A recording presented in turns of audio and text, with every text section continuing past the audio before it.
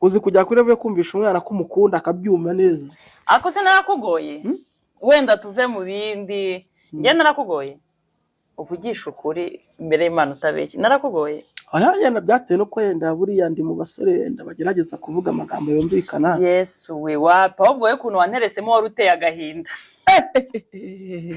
Uzi ko ubundi umva umunsi nazibagirwa umunsi uzana na Franka tuvuye muri anniversaire ya Didimani mugaca mu rugo nagura umunsi nzawibagirwa. Ariko uzi ko wicaye ku muryango ujya kuri toilette ukajya umbwira ngo urankunda wabona ntabyumva ugafata ingofero ari wambaye wifite akaguno gatoya ukagikubita hasi. Reka tuvugisha ukuri urumva. Okay none reka nkubaze igihe twamenyanye urasoma nari mu biki kandi ugira ngo burana mama wanjye abagushima nubwo abivuga ugiye abivuze wumva wakirata. Oya ntabwo kwirata yenda bakwe baratandukanye ariko umva umbwira rega muratomboye umuryango mubonye umugabo mubonye bishop mubonye umukozi nyine ushatse two in one. Oya ariko ngiye nshima Imana ko ndi umukazana w'iwanyu nk'abantu mwe nago muzi umuryango kwaga barakijijwe ariko nibo basani ba mbere industry ikeneye.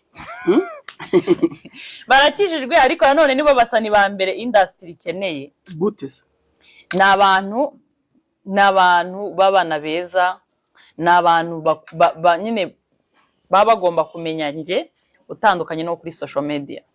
Ibyo bintu bibiri bakabitandukanye. Buriya tujyana iwanye ejo bundi nabonye kuntu papa wari kugenda nsobanurira abantu bose ndavuga no kuri Imana narayobye ingo nyinshi. Narayobye ingo nyinshi nabuze ubwo rwa nyarwo. Wararubonye se? Nararubonye nyine kujya muri famille ikakwakira kuriya ikakubaha isibye no kukubawe gusa ikagukundira umwana tsubu nagusobanura gute. Nk'abantu amora twamusize muri vacances mukanya mamagaye we na Jeannette kuri live nyine ndeba uburyo Jeannette abamufasha nyine Imana nyine ngiye mbona birenze bikenewe.